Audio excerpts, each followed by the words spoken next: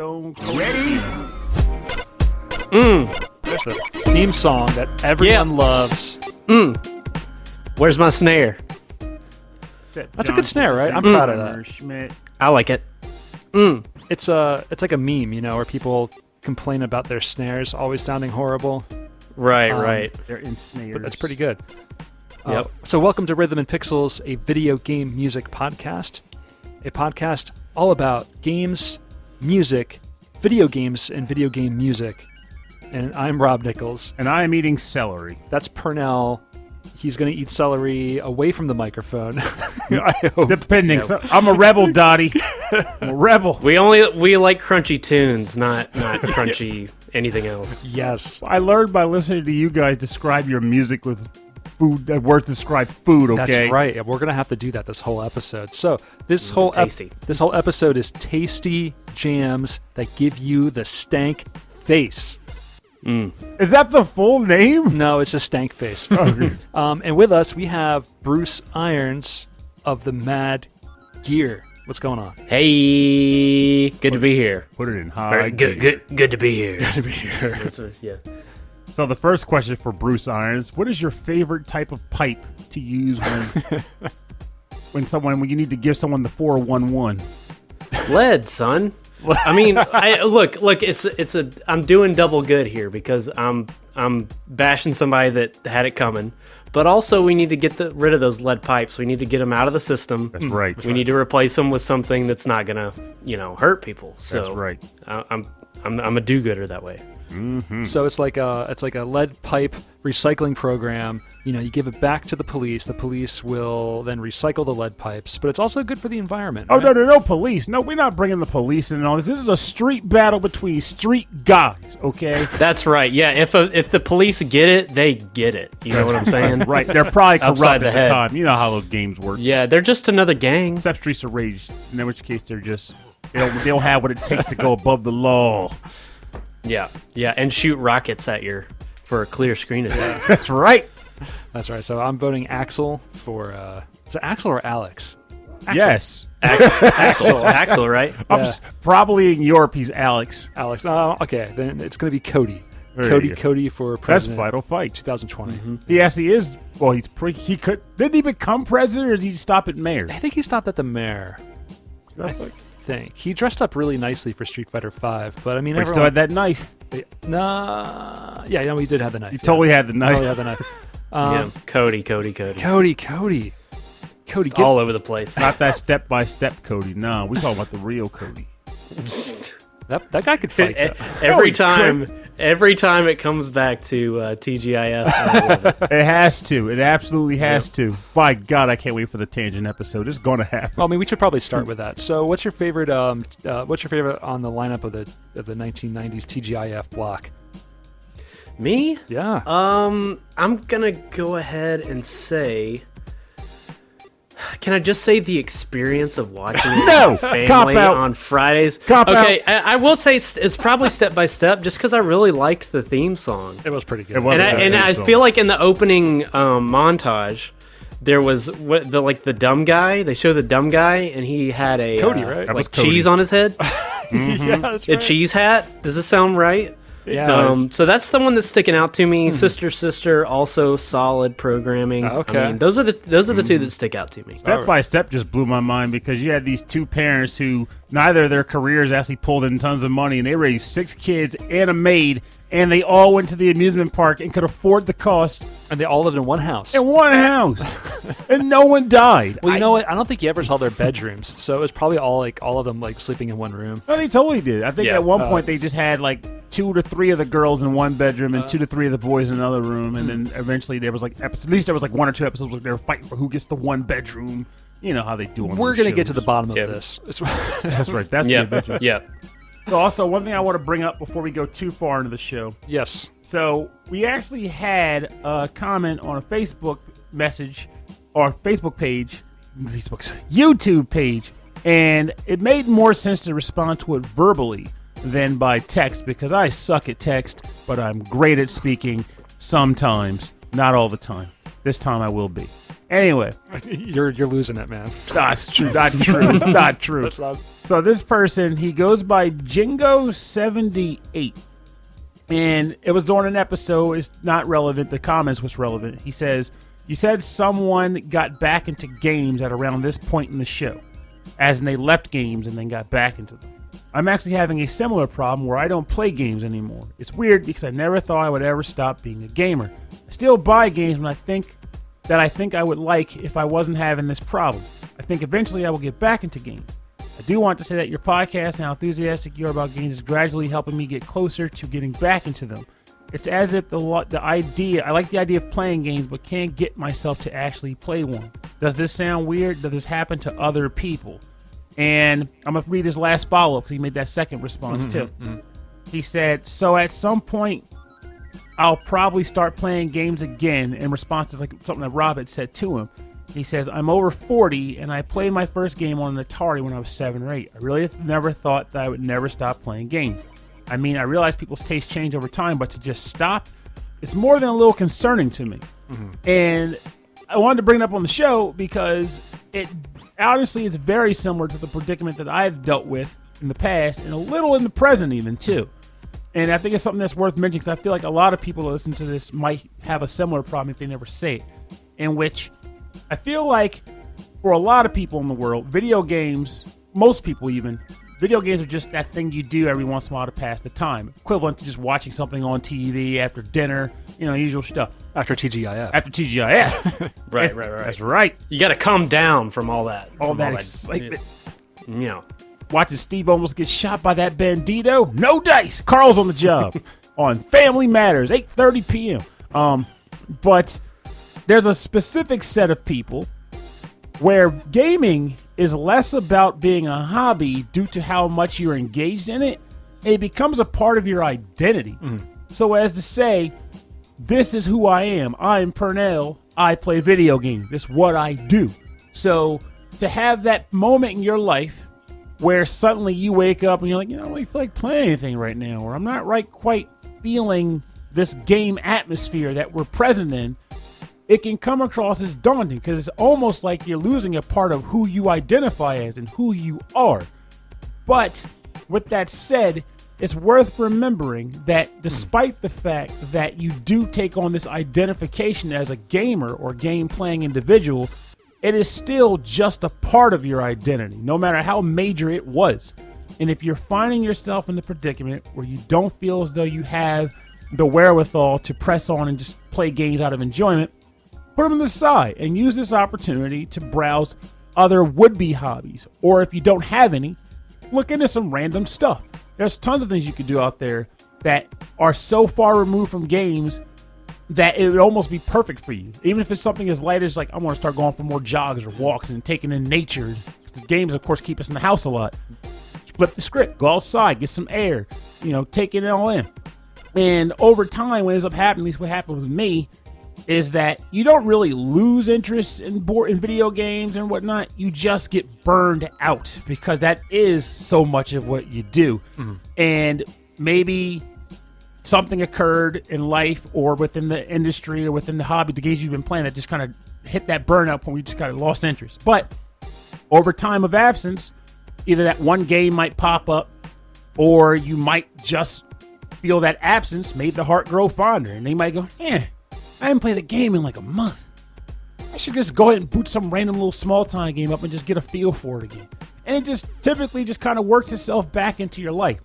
But then one other thing worth mentioning in regards to that is that one thing that genuinely helped me out, and you kind of touched on it in your reply to the show, is the sense of community that you can have with gaming. So it doesn't always have to be that thing you do in your house, and then when you turn the system off, that's it. Time to go do whatever else it is I'm doing for the day.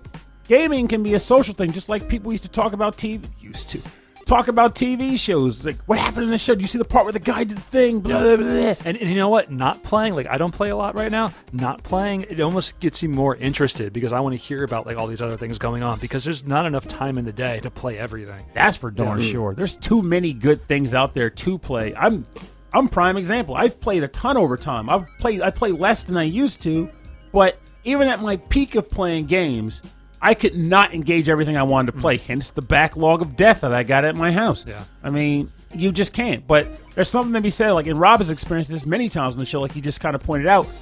I'll be hanging out over here, whether for the show or not on the show. And like, what are you playing right now? I'm playing Waku Waku Desukai. And he's like, what the heck is that? I was like, oh, it's that game where you're this little grape man who's trying to attack all the apple people and save the orange princess. It's a great time. And you go down the line with him, and he's never played the game, but I'm enthusiastic about explaining it. He's enthusiastic about listening to it. And it's like, though he's not playing it, he's still getting a sort of passive experience through me. And if it sounds like something that he really, really likes the sound of, and this has happened like twice in our lives, he will say, you know what? I'm going to go look out and grab that game. I want to see what this is all about for myself. Maybe.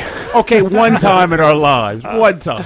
But the point is, you can totally just as well pass that experience to others passively or vice versa. And if it's mutual, you'll just discuss nuances of the game. Yeah, I think it's also cautionary not to wrap up your identity so much into one single hobby. Oh yes.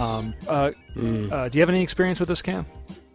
Certainly. I mean, there are definitely times where I felt disinterested in whatever hobby it might be. I tend to just cycle around. Like, I'll get really into whatever it might be. Like, let's say drumming, for instance. I have barely, trying to do so much of the other stuff, which we'll talk about at some point in the show, the Turbo City Gaiden stuff. Like, I've just really not wanted to play.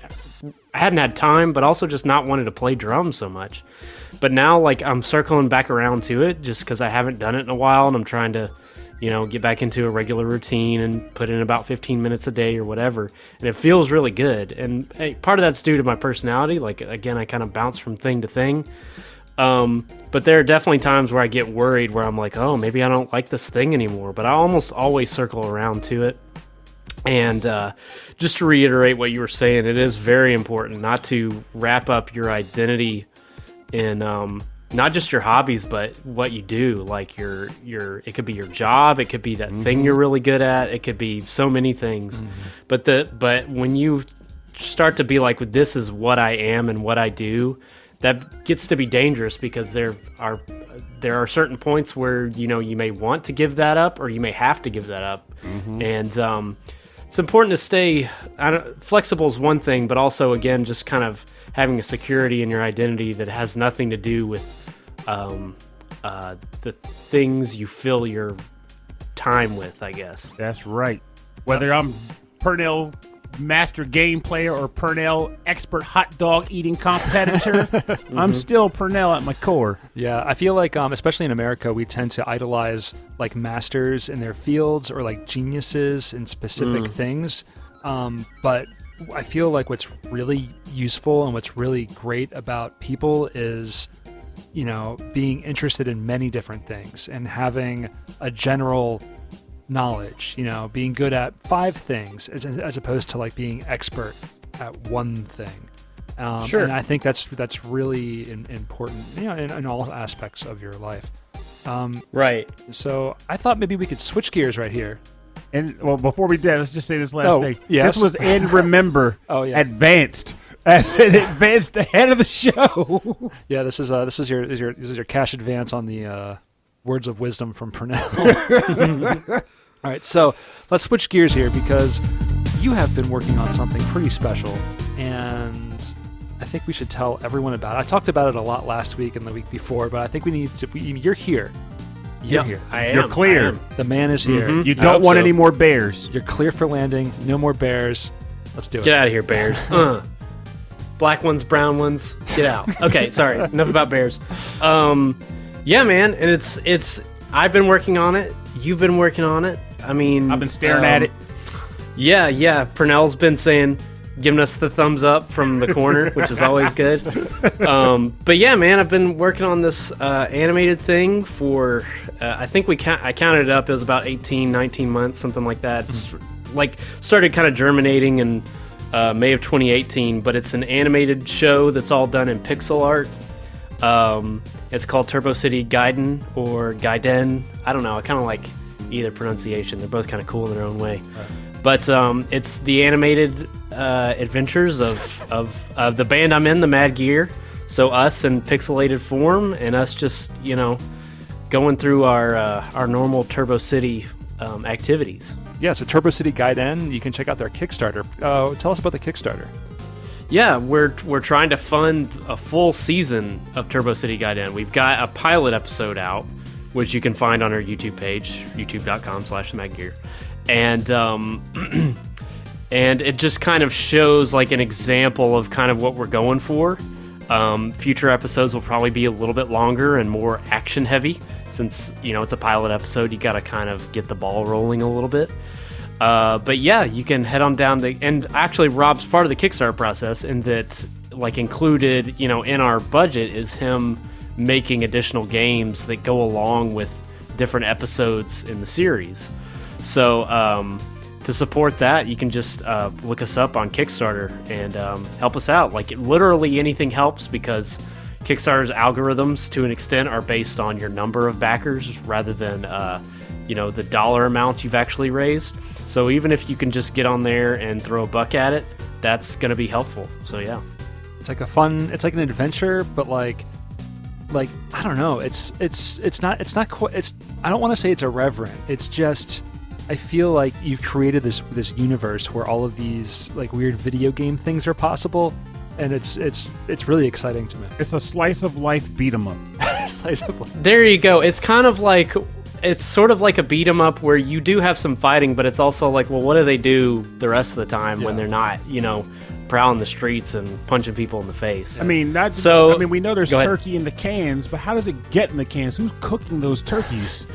Right, exactly. All that kind of stuff. And then, I mean, I will say a big part of it has not been hitting people over the head with video games. I mean, it's already pixel art and very much, like the music is like kind of chiptune-y, and but I didn't want everything to be like, oh, I got a 1-up just now, or whatever kind of video game reference I could make. I mean, instead of making video game references all the time, I was like, I'll put Sister Act in there. Yeah! Because I really like Sister Act. I watched that recently. That holds up. That's a good movie. Oh, dude, for sure. That's for a great sure. movie. Yeah, the sequel I could take or leave, but the yeah. original, I mean, is gold. And but yeah, man. So like along those lines, it's a little more general pop culture than just video games. Like I definitely wanted people to enjoy it, even if they didn't have it. Have all the, that knowledge for the reference base, I guess. But yeah, it's very much based in like kind of Saturday morning cartoons. And that kind of thing. Yeah, so. yeah. That's definitely the like Saturday morning cartoons as you would remember them. That kind of humor. Right. Yeah, which I really appreciate very much. I just thought about something on a whim. This is on the show. People just hear me mention it. Due to the fact that we spoke this long in the normal sense, we should just throw random music over this segment too. Oh, actually, we're gonna have a. You're listening right now to a completely different song. Oh my gosh! But magic. It's just a touch of love, as featured in the movie Sister Act. Yes. Sign me up and call me Butterball. Is that a line from the movie? I don't remember that being a line from the movie. Depends. Did you like it? Did Whoopi say that? Yes. No, it was Maggie Smith was. Whip me up and call me a butterball. Not a very good Maggie Smith impression, but you know what? I can picture that pretty well, though. That did the trick. I've also been watching a lot of classic Next Generation because Star Trek Picard has been on the air, and it's fantastic. Does it take place on Earth? It takes part of it. I remember seeing like an image, a still of it, and they were like in a diner. Yeah, it takes place all over the universe. But he lives. He bought like a chateau and a vineyard in France, and that's what he does. But like he's off on an adventure anyway.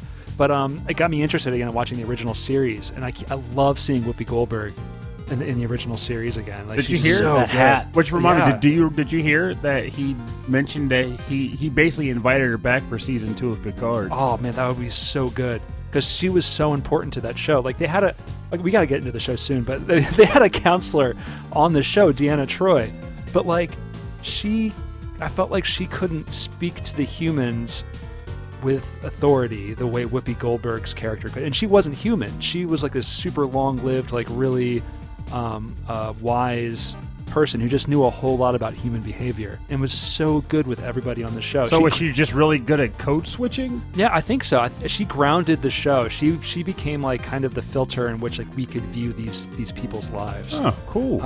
Anyway, go back and watch season 4 of Next Generation because it's so good. If you don't know who the characters are, all you need to remember is that they live in space. They live in space.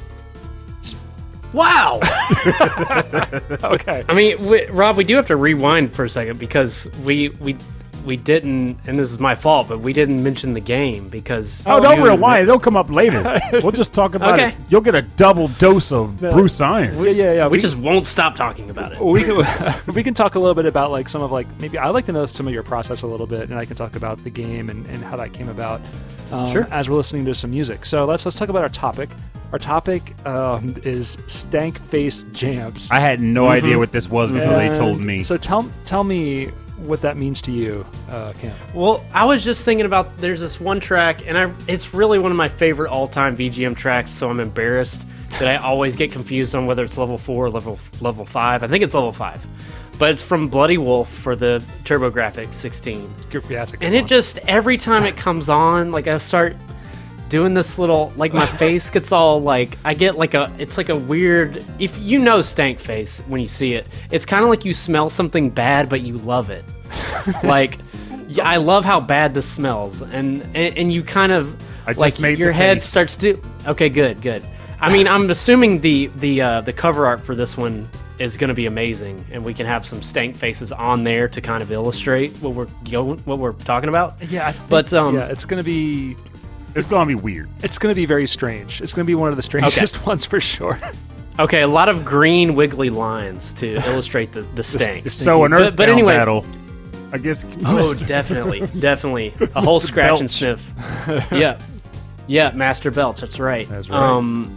So yeah, but anyway, that song just kind of makes me do like a little snaky kind of head motion, and my shoulders start moving a little bit, and I get the stank face on, and I was just like, why don't we do something about stuff that kind of like gets you in the stank zone?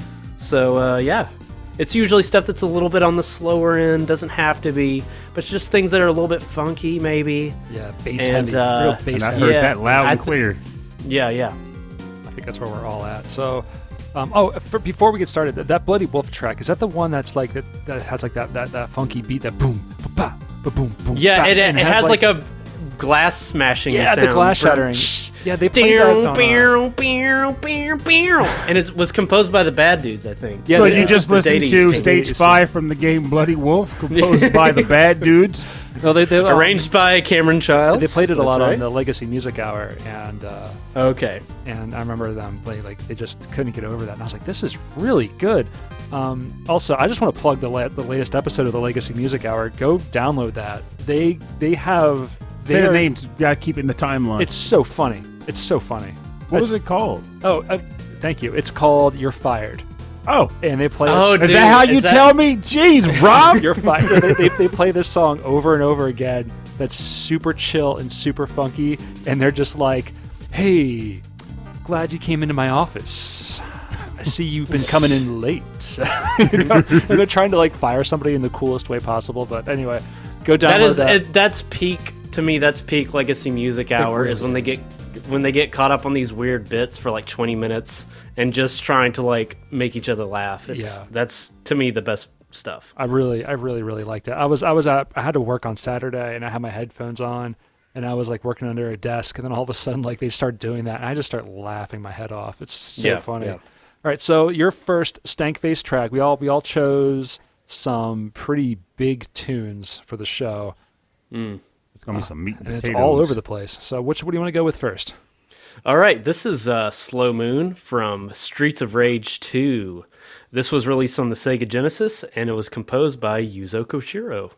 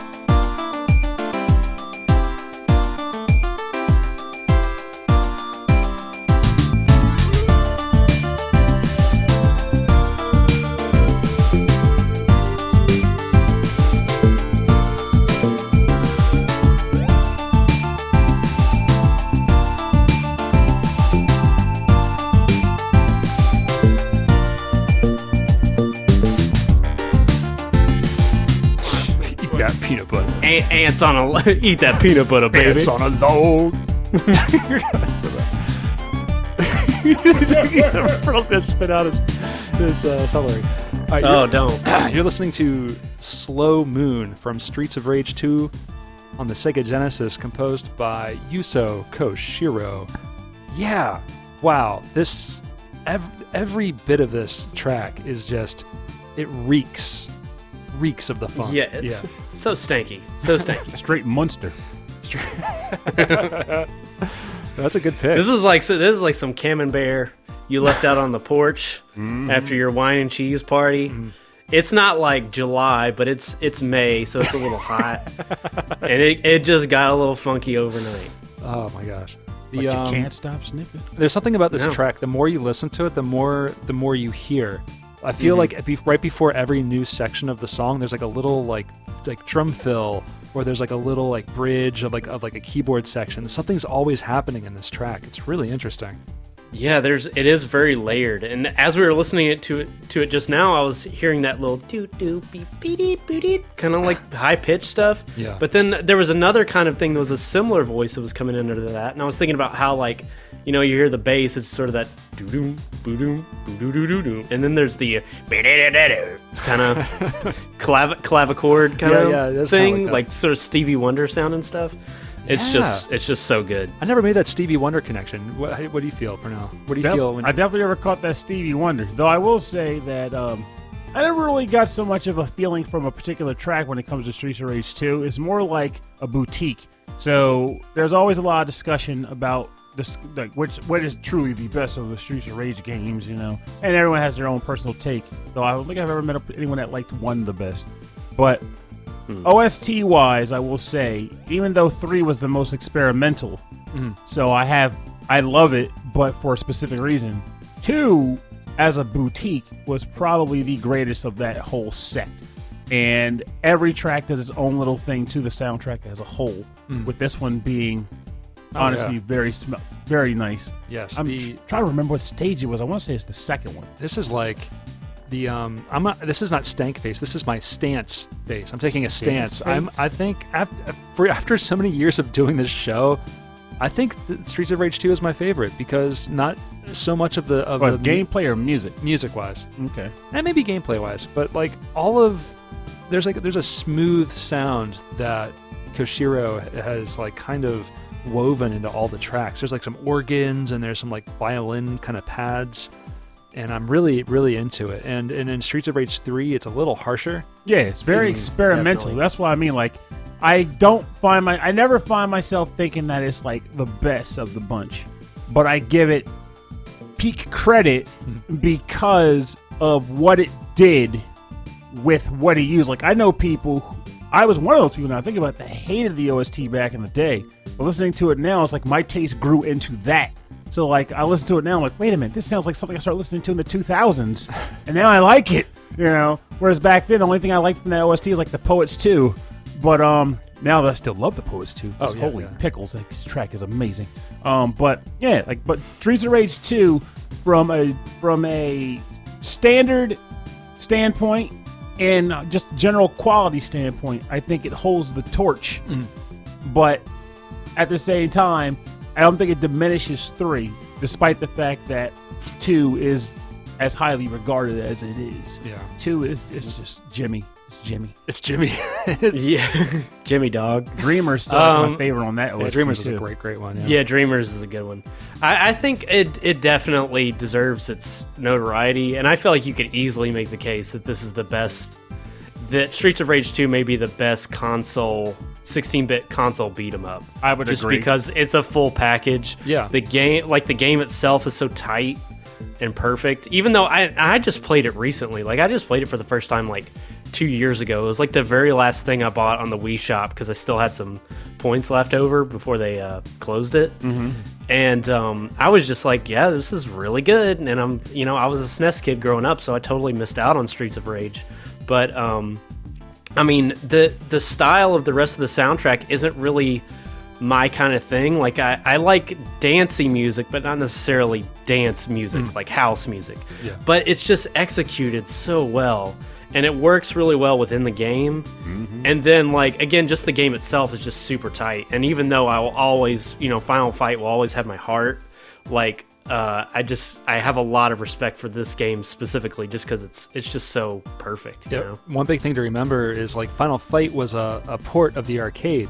So it was designed to just take your money. But Streets of Rage was made specifically for the console. So they designed it in a way to be a little bit more fair so that you can play through the game without getting wrecked every second. So I find it funny you say it, because my first thought immediately after you said it's like Streets of Rage 3 was made for console, but they want you to feel like you're in an arcade because they just take your life. Well, I feel like a late era 16-bit generation games, like the rental market was destroying like the sales of games. That does make sense. That would have come out during the rental periods. Yeah, so and Turbo City Gaiden, the video game, takes place in a rental shop. That's exactly segue. Right. Oh, mercy. No, we'll segue it later. That was good. That was good. Thank you, Pernell. Thank you. Yeah. Turbo City Gaiden. Go get it. Be in a rental shop. Feel the rush. All right, let's just get on to some more music. Pernell, this is an odd episode, so you're the first one of the bunch. I'm the oddest dude in this side of River City Street. Stop stalling. I see you on your phone. Oh, I got it. So my first track comes from a game that I did not expect to like, but ended up genuinely enjoying. And when I finally honed in on the fact that we're talking about funk tracks, this bad boy came immediately to mind. This comes from the game ToeJam and Earl Back in the Groove. The level title is called Dark Level Funk, and is composed by Cody Wright.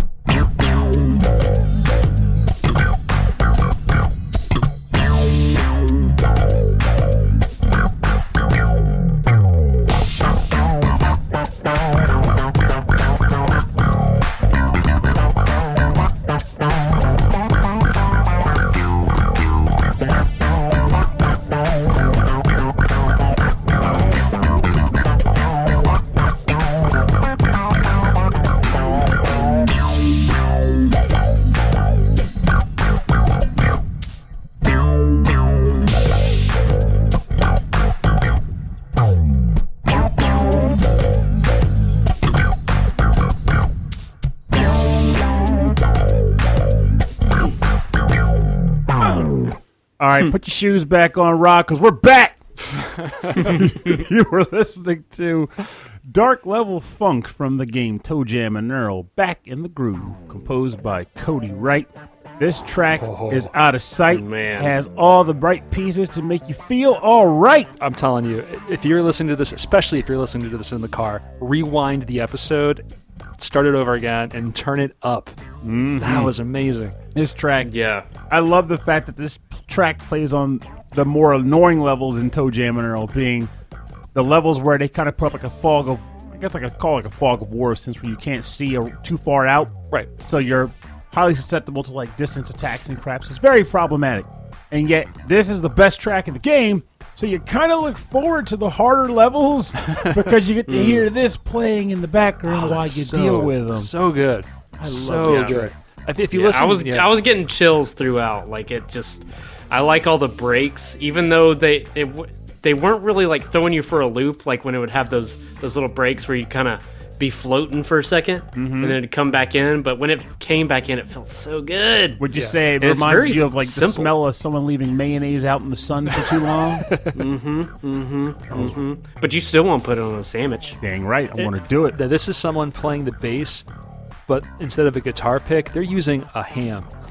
Ooh, They're using a whole ham, hogging it Ham up. hog. honey baked ham on that bass guitar. gosh. This is Honey crazy. ham funk. Honey ham funk. This is so good.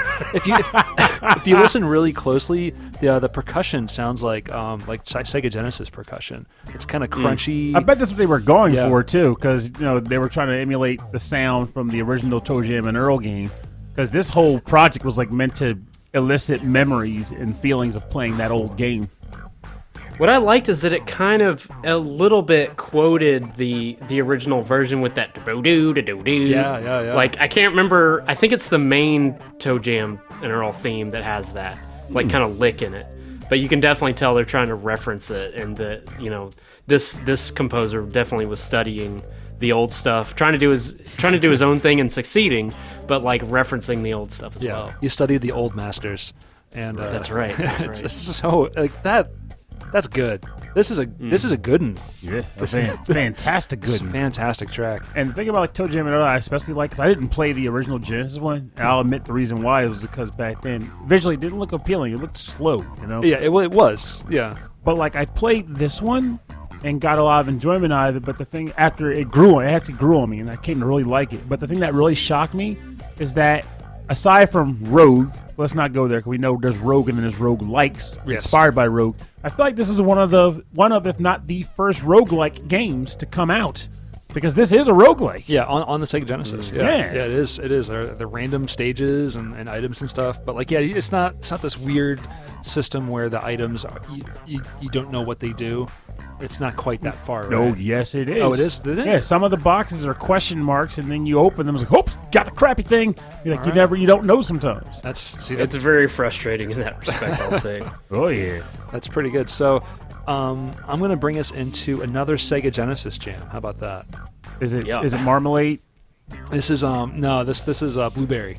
Oh, good. That's good too. I actually it's Tomato Jam. Ew, now that's disgusting. This is different. So New track. Tomato jam is just ketchup, right? yeah, essentially, Yeah. but like with a little more sugar in it. So this is I've never heard of this game until recently, and I've fallen in love with the soundtrack. At the beginning of the episode, we were joking about the snare and how the snares are really good sounding. The drums in this soundtrack are fantastic, and it's composed by Matt Furnis on the Sega Genesis, so that gives you a little taste of what we're going to be talking about. This is from the game. The full title is Bill's Tomato Game, and it's just a puzzle game, and this is Theme 7. Come along with the snare.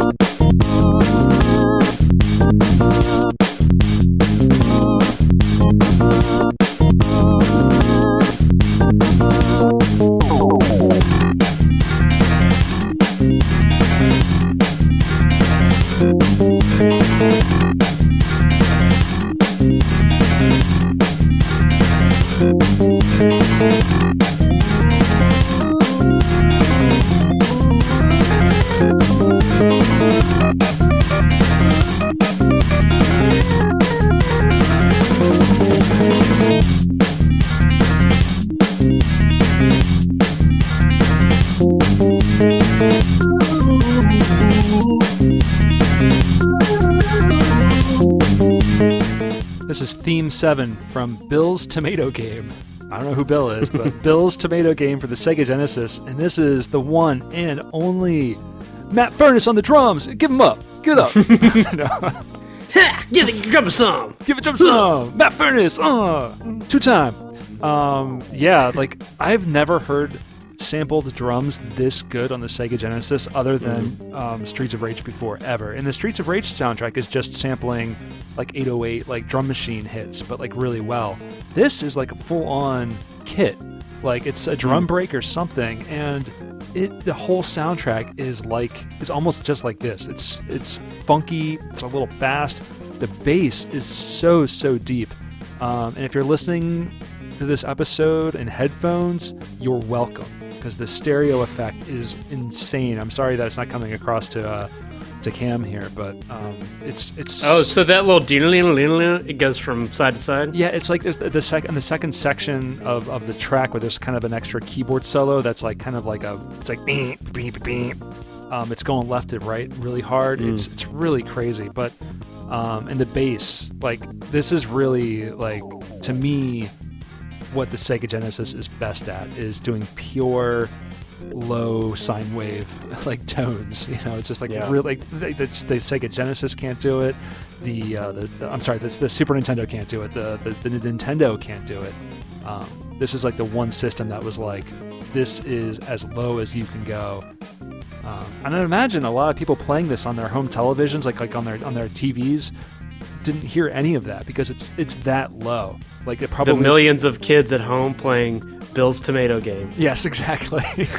I don't know much about it. Pernell, are you looking at gameplay? I had to, because I'd never heard of this game in my life. I've never heard of it either. I was researching Matt Furnis one day, and I found it, and it's just fantastic. I'm not even sure if it was ever truly released as a game, but I can definitely say it looks pretty weird and cool. It's very strange. It's very much like the Incredible Machine. Yeah.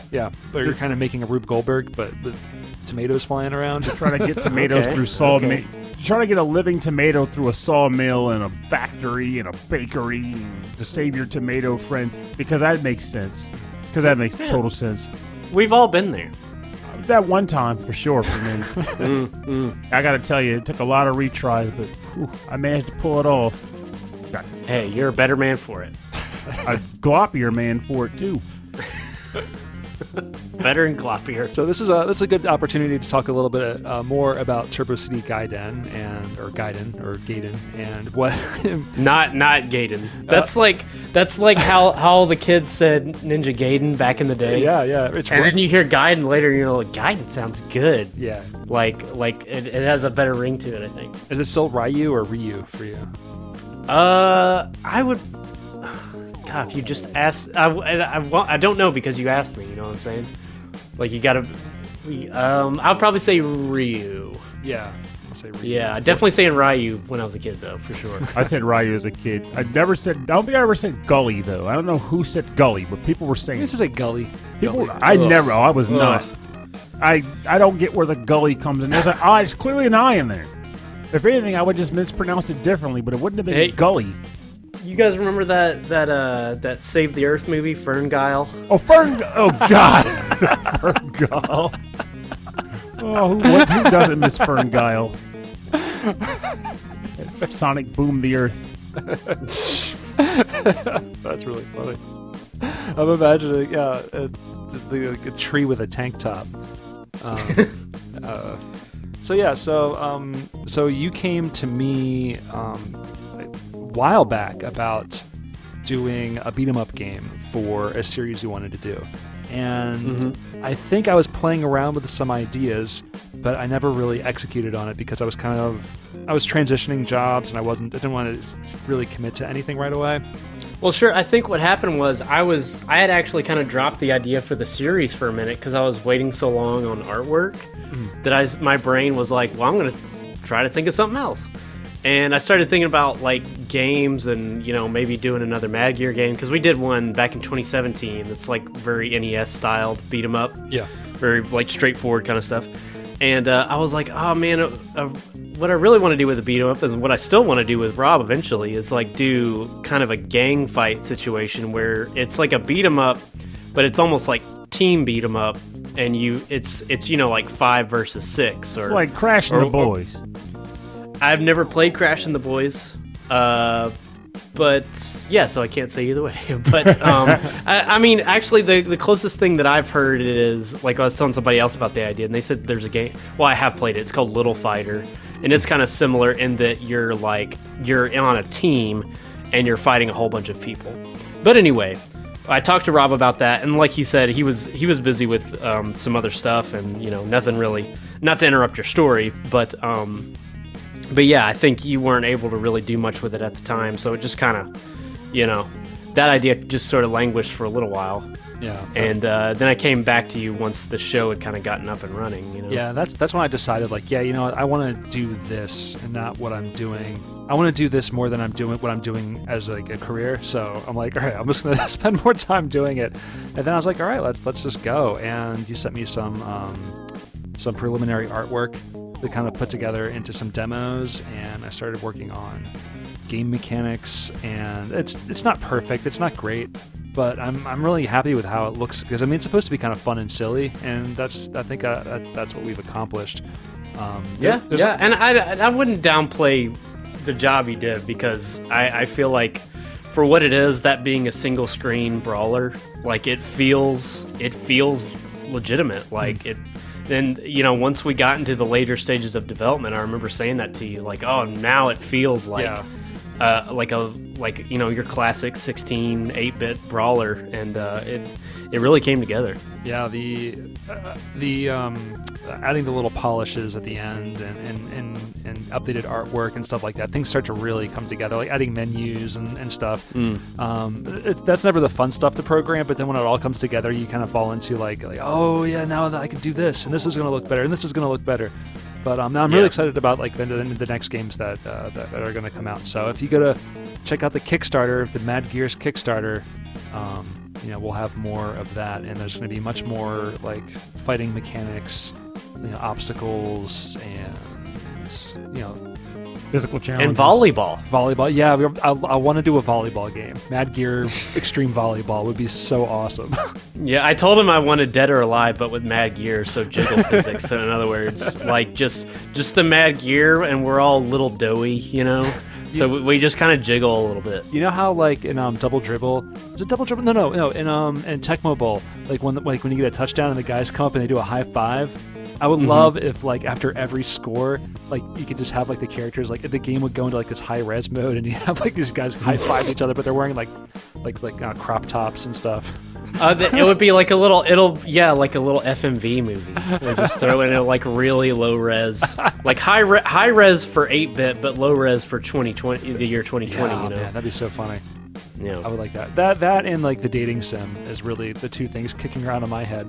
yeah, dating sim, Mad Gear dating sim for sure. So yeah, I'm proud of it. We spent a lot of time onto it, spent a lot of time in it, and so check it out. It's at robnicholsgames.com, and all of my games are there, and the links are right there. So definitely check that out. So we're back around to you, my friend. Yeah. Let me pull up my list, because that's got all the composers on it. All right, this is a banger. This is Opus 13 from Dracula X that came out on the Super Nintendo. This was composed by the Konami Kukeiha Club. How do you say it again? Kukeiha. Kukeiha. I think it's Kukeiha. I don't know. I think it's Konami Kukeiha Club. Club. It's the Konami 2 Square Wave Club. Yeah. Right. They're house people. Yeah. Their house band, which is comprised of Tomoya Tomita, Masanari Iwata, Harumi Ueko, and Masahiko Kimura.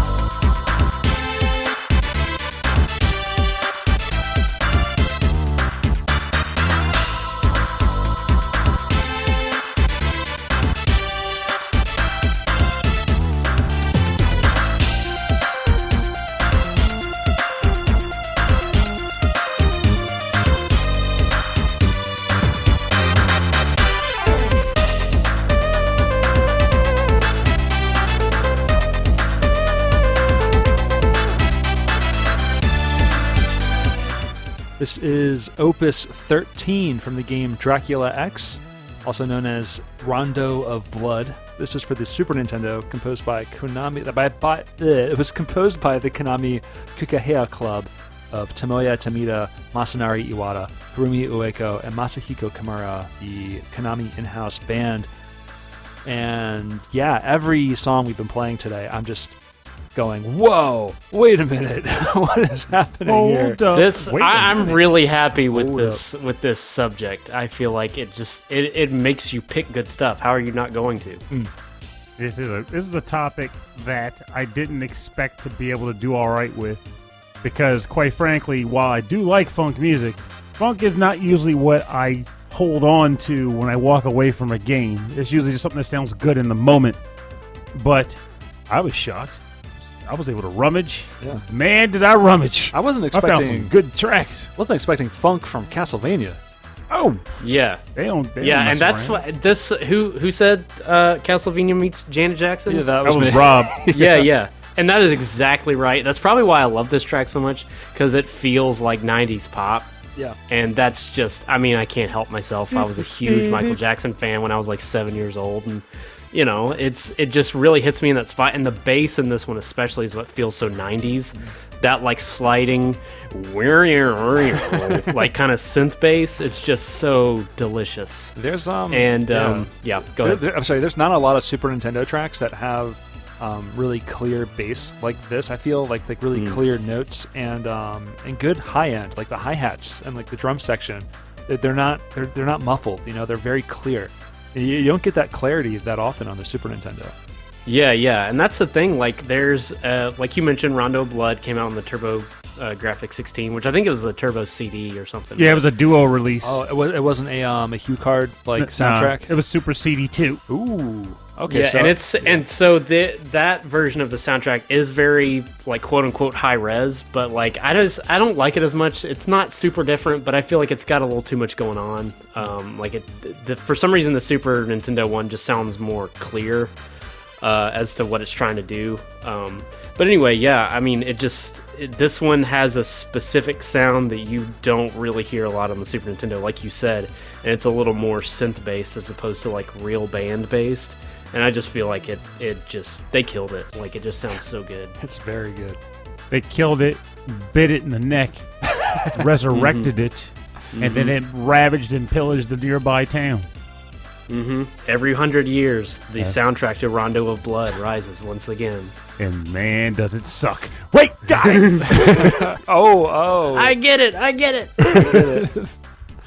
Oh, this is a really, really good track. I've never really explored this soundtrack specifically. I always think of just like Castlevania 4, and I think of Symphony of the Night. I always forget about this one.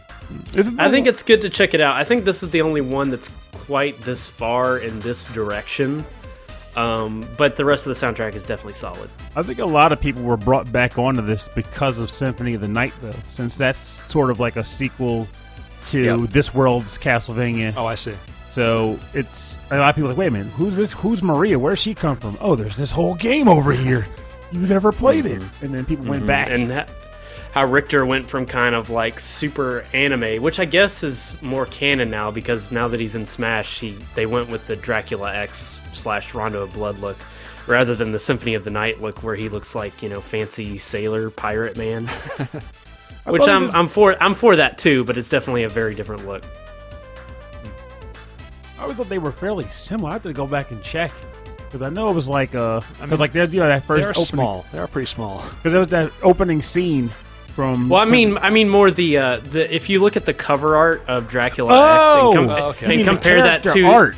Yes. Sorry if I wasn't clear. So the character, like the title, or sorry, the box art for Dracula X or Rondo of Blood, and look at that next to the portrait drawing of Richter. They're very different like styles. So you're saying the Dracula X Super Nintendo cover? Yes, it's very like anime, like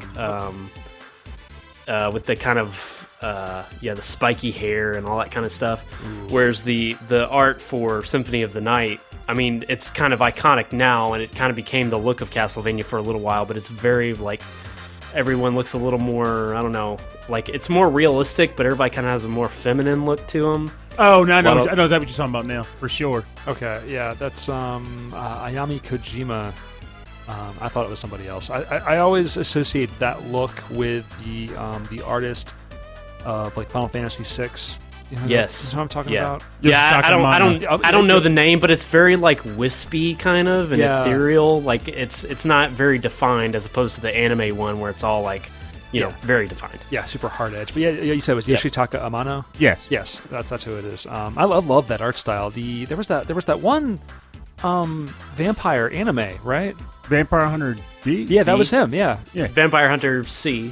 No, that's hepatitis C. You got it backwards. But like, don't suck that blood. danger. But then, like, Yoshitaka Amano's art is so interesting because, like, on one hand, he can do his style, but it's very expressive, and you can look at it and clearly see what you're looking at. But then sometimes he just goes like crazy avant-garde, and it's almost like he just dropped his bucket of paint on the floor, and you're like, okay, there's a lot of black swirls going on here. Is this a vampire or is this an actual moon?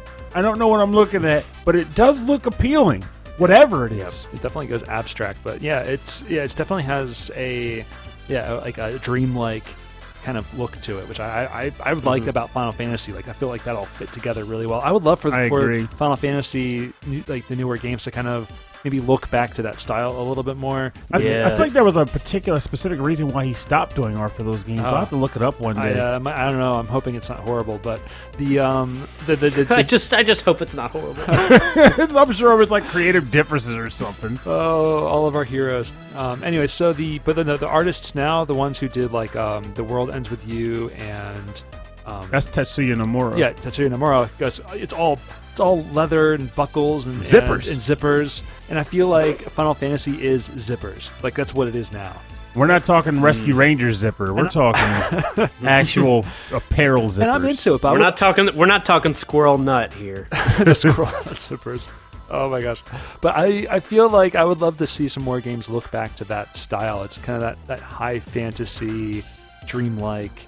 You know, I mean, sure, like a lot of the characters had more feminine features, but I really liked that. Yeah, and I don't mean that as a drag on it at all. And when I say feminine, I guess it's more like androgynous. Like, yes, it was, but yeah, as a kid, I wasn't crazy about it. If we were like comparing Chrono Trigger to Final Fantasy, I definitely would have told you I like Chrono Trigger better. But then again, I was a kid, and did you like Dragon Ball? Because that might be partly it too. Pernell, you're the man with all the Japanese names. Who did the art for Dragon Ball and Akira Toriyama? Akira Toriyama. Yes. Toriyama. the Konami Kukeiha Club. They can draw and they can jail. Well, that's the thing. I think it was the other way around. I liked Dragon Ball subconsciously because of Chrono Trigger, and it took me a while to put it together and be like, because this is before the internet. Well, before the internet proper, but like. It took me a few years to put it together and be like, oh, that's why Bulma looks exactly like Luca, you know, because it's the same artist. But yeah, I definitely appreciate the more ethereal kind of style of those early Final Fantasy games now more so than I did when I was a kid. And trust me, I can totally understand the whole like art comparison thing. Don't get me started on Garbage Pail Kid art comparison because I'll take us home.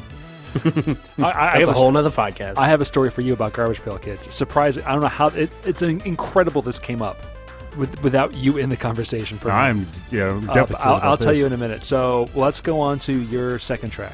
All right. So my next track is one that, quite frankly, I can't think of any other time I would have ever brought it up on the show. So thank you for this topic because it is time to get down to business with my boy Gitaroo Man.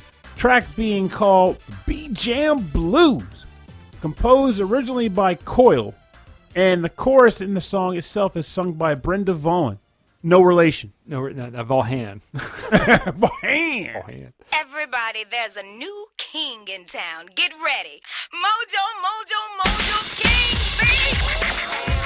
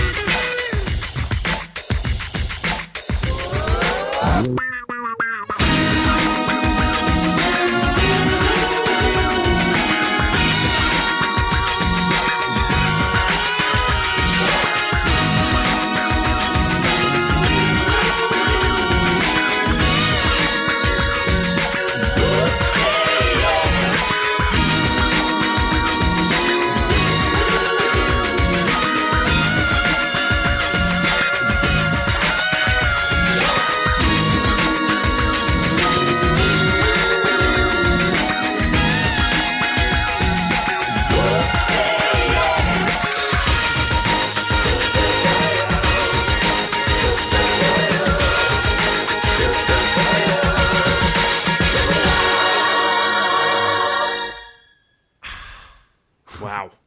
Yeah. Say yeah. That is something else, Purnell. Yeah, I told you. I had to use the opportunity while I had it to bust out the B-Jam blues from Gitaroo Man, composed by, or actually created and composed by COIL, with vocals and chorus by Brenda Vaughn. This track slaps. And if you want to talk about stank face, we're talking all the cow pies underneath your pillow overnight, left out in the sun. There's so much about this to love. There's so much about this to love. Like the escalating, like it's not escalating in key, but I feel like they keep adding more and more chorus to it, which fits the game it's from too. Like it's choreographed so well because in Gitaroo Man, it actually is pronounced Gitaroo Man. It's even as weird as it sounds, but all of the skirmishes are basically one character battling against another character, and the main character is always playing guitar, but the opponent typically brings a specific genre with him. That's how they battle. That's their music style. So that's why there was you notice the guitar was getting stronger as it played, because at first he's always on the defensive against the guy who's attacking him with blues and funk, and then eventually eventually you start playing a little harder, playing like a little rougher to adapt, and then you fight back. Yep, fight back with a funk. That's right. You take him down. Wow, and it's always funny because the character you're battling is like a blues singer in a giant bee outfit. It's hysterical looking.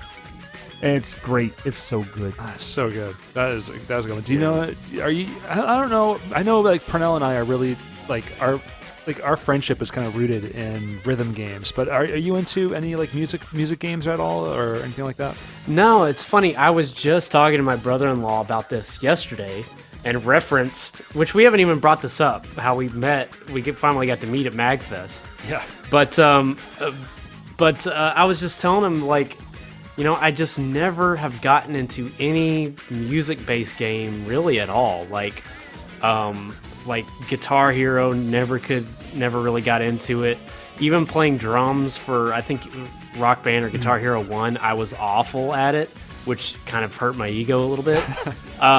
But then, any other thing like that, like DDR or any of the arcade stuff, I'm not gonna say when we did that one rhythm game together at Mag that I didn't have any fun, but it's definitely not something that I'm thinking about later and be like, oh man, I need to do more of that. It's just for whatever reason, it just isn't really my thing. Even though I play drums, you think they would go hand in hand, but it just hasn't for whatever reason. I've actually heard from a number of musicians actually that music games that intend to emulate actual instruments are harder for musicians who actually play those instruments to get into for a number of reasons, most likely. Maybe that kind of makes sense to me, though. Yeah, like you're expecting one thing, but it's forcing you to do something different. And that's harder than just starting at zero. You know? And I'm going to wager that, and I used to think this, but I came to learn in the future that it's not the case, but chord transition on a guitar that is just 5 buttons on the neck isn't quite the same as guitar, string transition on an actual guitar that has 8 strings or whatever on it and multiple chord sections on the neck. I love how I'm saying words that may not actually be applied to guitar playing, but you get what I'm talking about. I feel like I was able to finish Through the Fire and Flames in Guitar Hero. That's one of my greatest accomplishments in that game. That doesn't mean I can actually play that song on the guitar any better than I would have before. It's I can play that song in DDR, but that doesn't mean that I can actually dance. And I can actually, I'm solid proof of that because I own a guitar that I purchased thinking, my first of many midlife crises. And I was like, I should better transition well in this. And I've been playing music games my whole life. I played Guitar Freaks and Guitar Hero. I'm like, Mary had a piece of crap, stupid guitar. And that was that. But I will say that with dance games, though, it depends on how you play them. But there's definitely a transition. Not the way I play them. Because, I'll play, Pump at the arcade, and I play both for the sense of rhythmic movement and also because I want to lose some weight. So I'll play the hard songs where you're basically just stomping very fast. But then every once in a while, I need to cool down. I'll pick a doubles track that's fairly easy-ish, and then the arrows will be where they are. And you can do that one of two ways. You can just hit the arrows, step, step, step. Or you can actually kind of fall into the music you're listening to. And when I do this, I just start to naturally do what I perceive to be dancing motion. I've gotten people to stop and go, what's that guy doing? He's moving. One guy yesterday started recording it. It's like, yo, check this dude out. He's moving. I hate that, man. I'm sure you're fine with it. I can't stand it when people are like, I'm going to get this guy on video. I'm like... It annoys me a little, except for the fact that I'm like... Get me out of your phone. The best way I look at it in the end is I used to be anxious about it. But in the end, I'm like... he's recording me doing what I'm doing already. It's basically the difference between someone watching me play it here or someone, I don't think he does it, but if he puts it on YouTube, look at this guy do a 15. And someone's like, man, he's stomping a lot. I'm like, well, yeah, that's the video game. I don't know what you want to see, buddy. It is a video game. But I think there's definitely a transition, but the hiccup and where the divide is, similar to how playing Guitar Hero might make you go, okay, I'm understanding sounds and sound transition, but I need to translate it to guitar playing.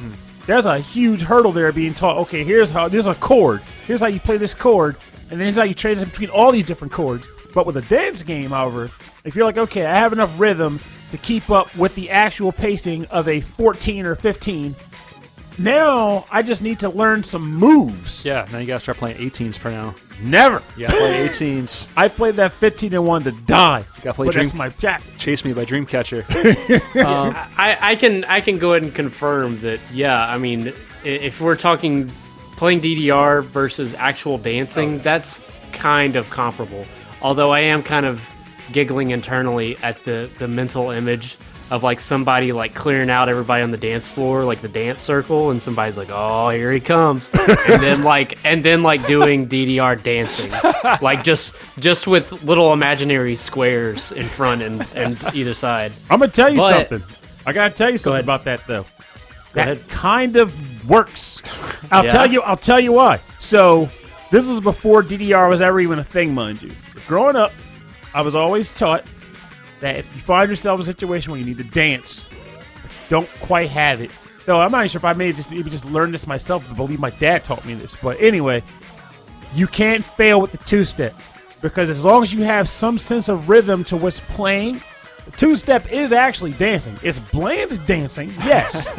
But you won't look like a knucklehead doing the Elaine on the dance floor if you do the two-step. So that's exactly right. When I started playing DDR, my brain originally translated that to, this is the two-step. This is literally the two-step with 4 squares. So when I would go to parties as a early 20s and stuff, and I'd hang around with people who didn't know how to dance, and they were anxious about going out and hanging out with their friends on the dance floor, because all your friends would start dancing, and there's a wallflower. I was like, dude, just go out there and have fun. I was like, oh, dance. Okay. It's DDR, but it's the two-step. So if you need the place to put your feet so you're not stepping on anybody else's toes, think of the floor as the dance mat so that you have your actual, square that you don't leave, more or less. Yeah. Then just know that you're doing one foot, then the other foot to the beat of the song. You don't have to necessarily step on the squares, just stay within your square. And out of nowhere, as long as you're feeling the music, you'll fit in just fine. And the chances are 60% of the people are dancing worse than you are out there while you're doing that. It works. True. Well, to that end, remember DJ Hero with that weird controller? Oh, mercy, with the dabber. Yeah, actually, because they modeled the crossfader and the game itself was pretty close to how you would use it. I mean, although the game did a lot of work for you. I had a really hard time with that game because I already had a lot of muscle memory in my fingers on using a crossfader. And so every time I went to use it, it was too stiff, and it forced you to move it in a certain way. I had a hard time with it. And then at the later levels in the game, it wanted you to use the crossfader like you would actually be scratching and cutting. And I couldn't do it. I'm trying to use like 4 fingers on the thing, and you can't. It was just, we get stuck in the middle, and it's a video game. So there you go. As a video game, they tried really hard, and I'm glad they did. But that's too bad. But we need to move on to one more track. Pernell, what do you know about the Philips CDI?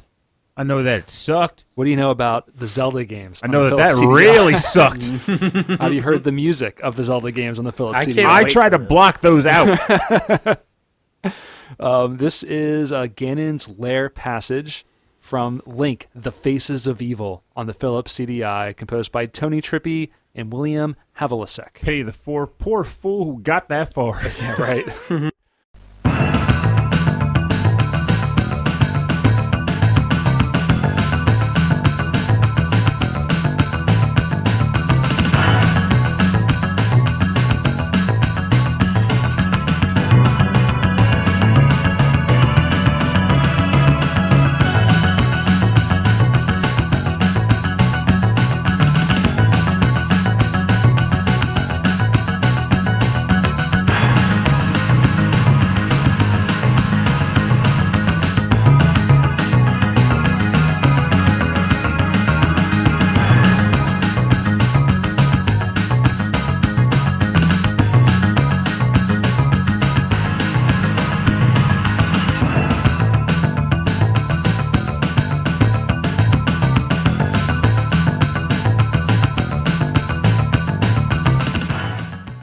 Okay, that was Ganon's Lair Passage from Link, The Faces of Evil on the Philips CDI, composed by Tony Trippi and William Havlicek.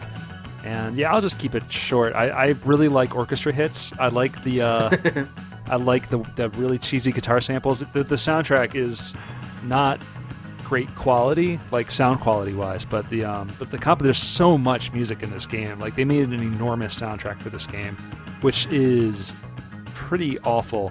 But the music is cool. It's definitely a place and time of, I guess it's like the late 90s or maybe the mid 90s. Definitely early 90s. There's the early 90s. Yeah, it's something else. It all has like this kind of cool, like old synth kind of sound to it, and especially this one right here. So I like the orchestra hits, and I like at the end when like the drums kind of change up a little bit. Kind of dig it. Yeah, I'm like ooh, like, this is good.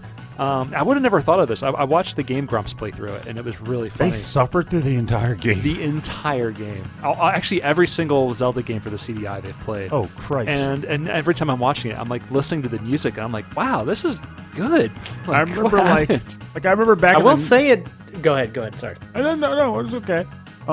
Back in like the 90s, when I was like the Concord Mall. God, I just dated my location. Anyway, point is, I was at the mall, and I was leaving KB Toys, and in front of this Boskov store, there was actually a person that worked at Boskov that was trying to sell people on the Philips CDI.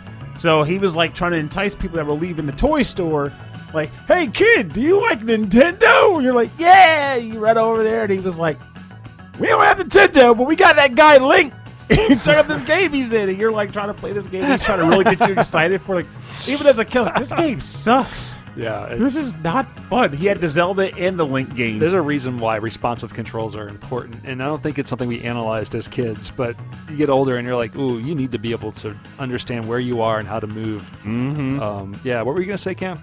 Well, it doesn't, I mean, at least this track, out of context, it's like the least Zelda thing. It doesn't evoke Zelda-ness. Which is very fitting. Go ahead. It's very fitting. None of these games are very Zelda-y. Even the one where you actually play as Zelda, it's not. Okay. Well, yeah. Well, there's that. I do like it though, and like you said, the like the weird the good bad synthiness, like, is kind of cool in its own way. So I kind of want to check out the rest of it. Yeah, it's definitely worth like poking around. It's very big. Like there's maybe 20, 30 songs. Really? They're all about a minute, maybe under a minute, and it's really worth taking a look. Just flipping through it on YouTube. Again, the sound quality isn't great, but that's just what you're going to get on the CDI. I guess that makes sense too, Yeah. because in addition to the normal gameplay segments, one of the things that we were trying to use to push it was their quote-unquote CGI, Yeah. which was not great. A lot of really bad full motion video, which is also really worth looking up on YouTube. It's very funny. And if you like really, really dumb, stupid potty humor, definitely go to the Game Grumps and check out their playthrough. That's me. It's very funny. All right, so because this track is so short and a little crazy, I'm going to turn it down, and we're going to get into the part of our show we call the bonus round. Bonus round. This is not Zelda sound. The bonus round is where we play covers and arrangements and remixes on our theme, and our theme is about the stank face. Stank. So we're going to start... Oh, yeah. So we're going to start with Cam. You brought something cool here. What you got? Yeah. Well, okay, here's your edit point. I'm going to do something kind of weird, and you guys just play along with it, okay? Okay, I got it. Okay, so this is actually the theme from Turbo City Gaiden. And it was composed by our own Shreddy Krueger, a.k.a. Justin Scott Harriger. And it gives me a stank face. I feel like it's almost like a quality descriptor to call something a stank face jam, because you're saying it's good in effect, you know. So I feel like since I didn't write this one, I can say that without it being like a weird, you know, pat on the back, because I had nothing to do with the composition of it.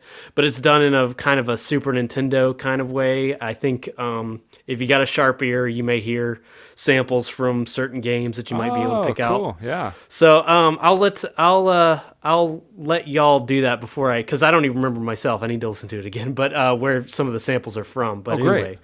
anyway, so I'm actually gonna play it here from my phone, and it's gonna be great, and it's gonna floor everybody. So are you ready? I'm ready. All ready. right. Yeah, do it. All right, here we go. 3, 2, 1.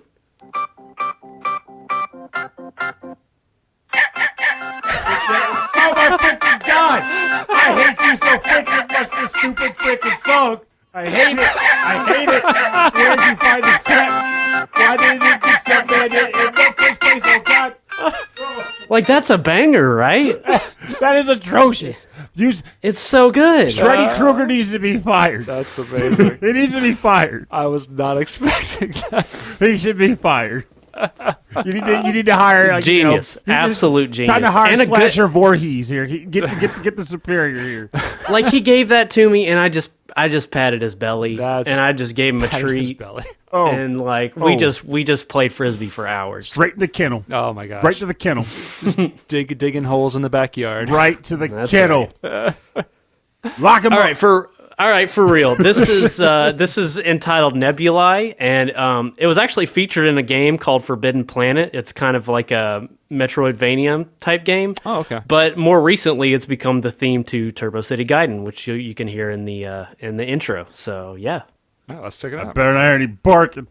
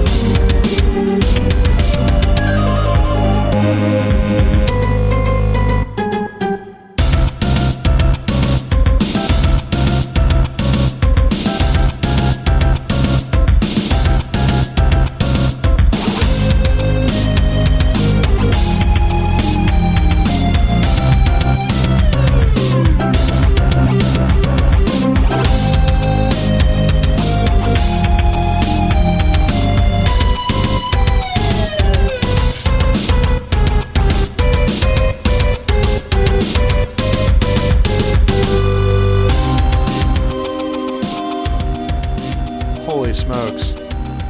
That was Nebuli, the theme of Turbo City Gaiden, composed by Justin Scott Harriger, Shreddy Krueger of the Mad Gear. That's right. Wow. There's no barking at all. None. That's a banger. If you listen real close, you cannot hear barking. There's none. It really gives me like this feel of like the night Streets of Rage mixed with Final Fight. It's got that blend of cool, dark, gritty, fun. Yeah, very much. Yeah, like and fun. But yeah, it really does have that combination of things. Yeah, and that's the thing. Like, I'm trying to remember like exactly when he presented this to us, because it was as Turbo City Gaiden was kind of coming together. But I don't think I was telling the band, in general, that we needed music. But I don't know if he brought it to me and be like, hey man, make this the theme, or if I asked him to do something specific or what. But it was just, he had written one that came before this, that's featured elsewhere in the show, that I thought worked pretty well. But when I tried this one instead, it just totally worked. And this was the first one that as a band, we were like, we have to quote unquote cover this and do a live version. So if you go to our YouTube page, which is, youtube.com/themadgear, you can find, if you just search Nebula, you'll find us playing a live version of this at my house. Oh, cool. And it came out, naturally, it just came out a little bit more metal. And we kind of joke around now that it sounds like Stupefy by Disturbed. Like the wah, that one, I think. The dun-dun, like kind of, it kind of came across that way, and we kind of joke about it now. But yeah, man, it just evokes that feeling, and it's just got something about it, man. Like, it just feels, like you said, like neon lights and kind of wet pavement and, some teeth on the street or whatever. But also fun. Hot dog eating contest. Yeah, hot dog, just eating all the hot dogs, like maybe like blueberry pie. Oh, yes. Too. Yeah, but you're in the diner and you're looking outside and you see like Cody and Guy, and they're beating up like 8 or 9 different thugs, and you're like, oh my god, but you're still inside enjoying your pie. That's exactly right. Yeah. Speaking That's of exactly right. pancakes and fun, though, I just feel like I want to just bring this up. Speaking of pancakes, I can't wait for the tangent episode. I swear. We need to get a guest for the tangent episode. I don't know who it would be, though. But did you guys hear about the recent IHOP pancake thing they're trying to do now for breakfast cereals? Breakfast cereal sounds about right. Cereal pancakes. They have like Lucky Charms pancakes. Oh, that sounds good. It's so does bizarre, sound good. though. It's like a purple frosting. It's like covered in Lucky Charms cereal. I gotta say, I've never been to an IHOP, but I might have to now. Dude, IHOP doesn't play. Like, first of all, I'll just say people kind of give IHOP some crap, but they know how to make pancakes, man. It is good, and so are their omelets. Their omelets are to date myself, they're the bomb.com. They're the bomb.org, all right? Would you say they're totally awesome? Are they off the chain? They're totally magodily awesome. Like they put pancake batter in the omelet mix, which to me is kind of like mad scientist stuff, but it works. See a guy over the sink laughing.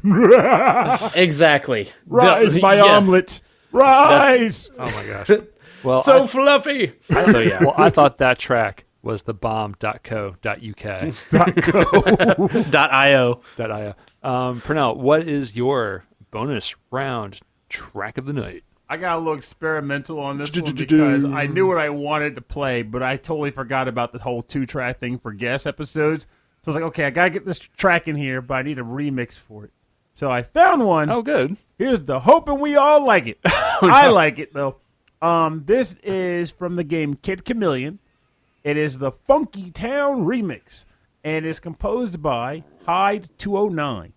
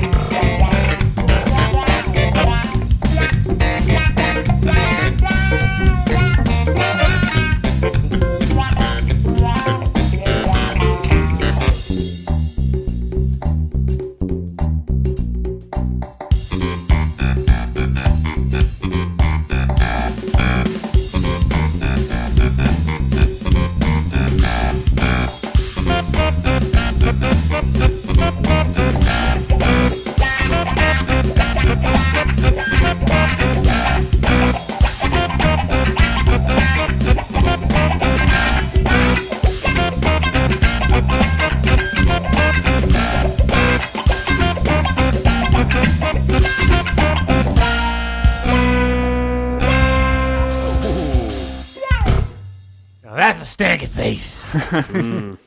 My face stinks so bad right now. That's right. I'm sniffing raw, rancid celery. That's what I'm doing right now. This comes from the game Kid Chameleon, known as the Funky Town Remix, composed or remixed by High 209. This track, it messed with me when I first heard it because, I mean, this is probably just how I am when this comes to this kind of stuff, but I felt like there was two harmonies going, but they were slightly off. Like they weren't completely like 100% layered over each other. And it was messing with me at first, but it all came together in a way where I was like, okay, I like this now. I really can get down with this. For those who are unfamiliar, this is a remix of the city theme that plays in the Kid Chameleon City stages. Yeah.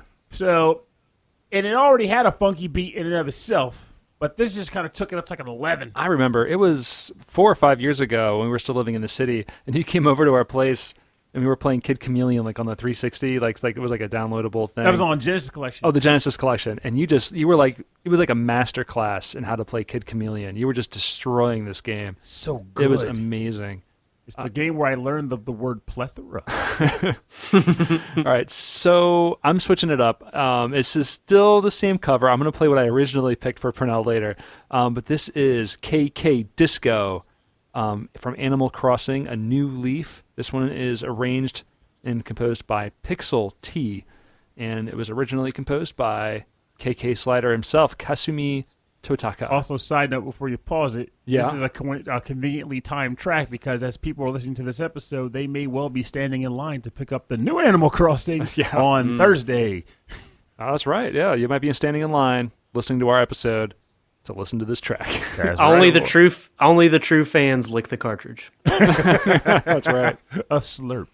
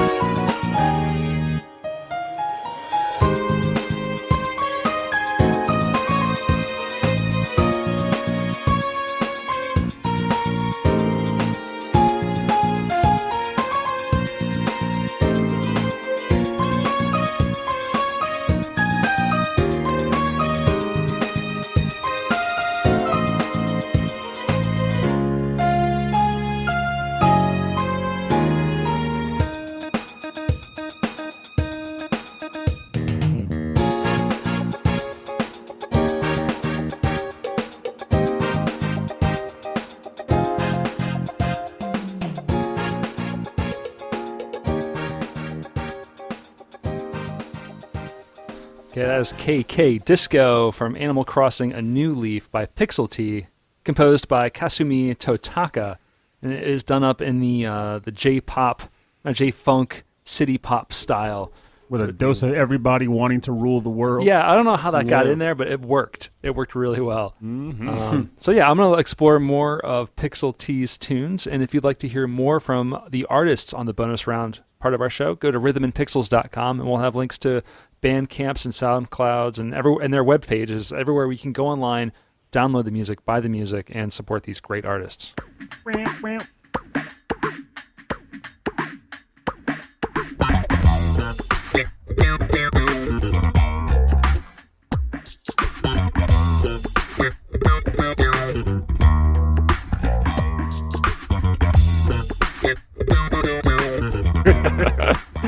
All right, thank you for joining us on the season premiere of world premiere, or not world premiere of World 22, 22-1 of Rhythm and Pixels, stank face jams. If you can name a game that's gone beyond 22 worlds, I'd love to hear it. Thank you, Bruce Irons, Cam, for hanging out with us and doing this thing. Happy to be here, man. It's always a great time. Glad y'all had some time for me. Oh, we always got time for you, man. You're a great guest and a great friend. Yeah, thanks for making time with us. Can you tell our listeners again where they could find you, the Mad Gear, and everything about Turbo City Gaiden? Sure. Madgearband.com is the easiest way to find everything. Plus, I think, Rob, you can attest that we've got the sickest website ever. It's pretty dope. A lot of GIFs, a lot of toughness and badness going on at madgearband.com. But otherwise, you can find us just as easily on pretty much all the things you would expect. Bandcamp is Madgearband, the madgear/bandcamp.com. You can find us on Facebook, Instagram, Twitter, which we don't really use that much, and Kickstarter. And so obviously you can just Google any Facebook Mad Gear Band and find us pretty easily. So yeah. Awesome. And if you'd like to learn more about Rhythm and Pixels, and you want to say hi to us, if you have a track suggestion, if you have a topic suggestion, You have a mean bean recipe? if you have a meme bean recipe, That could be spicy. it could be interesting. This is fine. Spicy memes for a spicy soup. Send us an email. rhythmandpixels@hotmail.com. And for more information about the show, full track listings from all of our episodes, and access to every episode, because on our feed, for some reason, doesn't go back that far, and I just haven't wanted to deal with it, go to the website. rhythmandpixels.com. We just did a redesign of the website, and it's going to go through some changes for a little while. Changes? Change! It's going to do a whole bunch of... It's going to transform. Into a bumble car? Like Optimus Prime. What the heck is a bumble car? It's going to turn into a 16-wheeler, take over the world. That's what Optimus Prime did. Anyway, check that out. Go to youtube.com/rhythmandpixels, where we still have our 24/7 8-bit and 16-bit radio station. Just playing all day, all night long, 16-bit and 8-bit classics and deep cuts. A lot of deep cuts, really. Very eclectic. It's going on all day long, sitting right there to the right of Purnell behind a door. That's right. just pumping up the jams. Guarded by nothing but 3 riddles. Yeah. And then if you want to support the show, just tell people about it. You know, if you like what you're listening, say, hey, I like video game music. And also, Rob and Purnell are cool. Bake it into a banana cream pie. And, Can't go wrong with that. If they don't believe you, send them my way, and we'll talk to them. And we'll say, yeah, I know this guy. He's cool. And we'll vouch for you. That's right. Yeah. It's true. We'll even give them a banana cream pie. And if you're in trouble and you need an alibi, let us know. We can help with that. With a banana cream pie. And if you're hungry, we can give you a... Well, we can give you an alibi at least. 10 banana cream pies! Oh, my God. You can go to patreon.com/rhythmandpixels, and you can help us out there. And as a member of our Patreon, you get access to bonus episodes every week, a little prequel episode the day before the shows come out. So we have guests. We kind of do like a little talk with the guests ahead of time. A little preamble. I kind of record without them knowing it, and it's fantastic. You can also get access to monthly live streams of us recording an episode once a month, and you get to take part in that. That's a lot of fun. Patreon music suggestions. Yeah, suggest some music for those episodes as well, and we'll be better about announcing it one day. Oh, which reminds me, we should do that now. Well, let me get through the end of this list here. All right, what's this month for now? I was trying to get it out. Yes. This month's Patreon track type is basically Lucky Jams. The Lucky Jams. That's right. And you want me to explain it? I'm not going to. It's left up to interpretation. But Lucky Jams, do with what you like.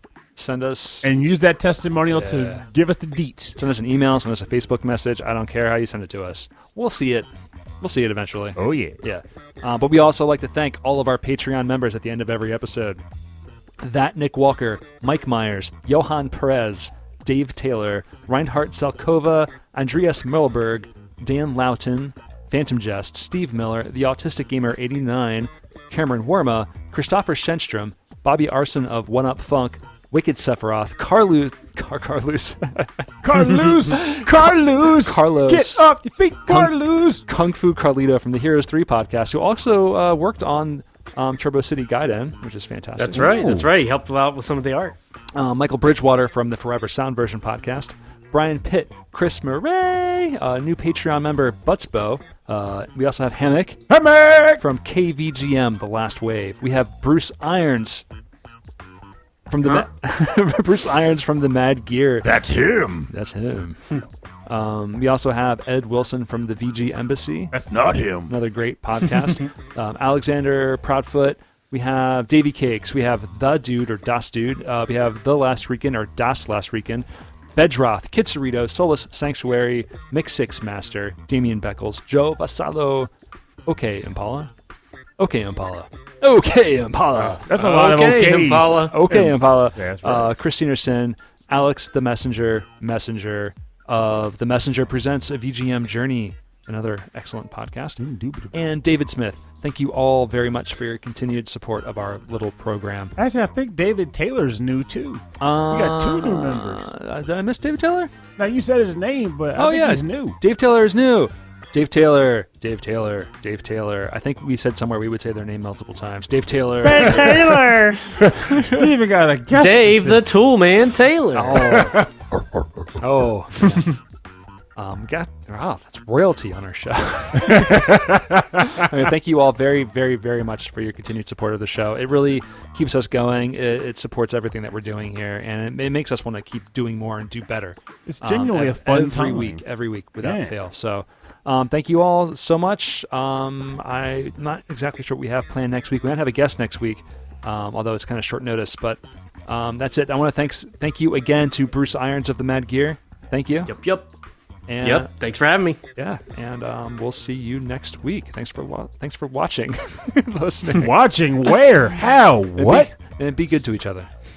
And remember, rewind back to the first 10 minutes of the episode for this segment of the show. That's how we're going to play it. Yeah. I love it. And remember, we'll have a timestamp in the YouTube video. All right, thanks everybody.